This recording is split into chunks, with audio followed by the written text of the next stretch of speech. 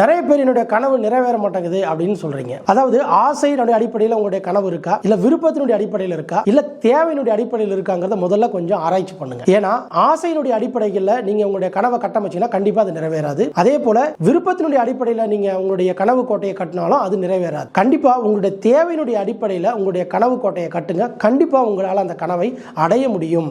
ஏனென்றால் ஆசை என்பது ஒரு தனி மனிதனுடைய விருப்பத்திற்கு உட்பட்டது. விருப்பம் என்பது நம்மை போல் ஏற்கனவே இருக்கக்கூடியவங்க அடைந்த தேவைகளுடைய அடிப்படையில் சம்பந்தப்பட்டது. ஆனால் நேரடி தேவை இருக்குல்ல, அது மட்டும்தான் எளிமையாக ஒருவரால் அடையக்கூடியது. அப்போ உங்கள் கனவை கட்டமைக்க போகும்போதே இது இந்த உலகத்துக்கும் நமக்கும் கண்டிப்பாக தேவையா அப்படிங்கிறத ஆராய்ச்சி பண்ணி உங்களுடைய கனவை நீங்கள் பில்ட் பண்ணீங்க அப்படின்னா கட்டாயம் உங்களால் அடைய முடியும்.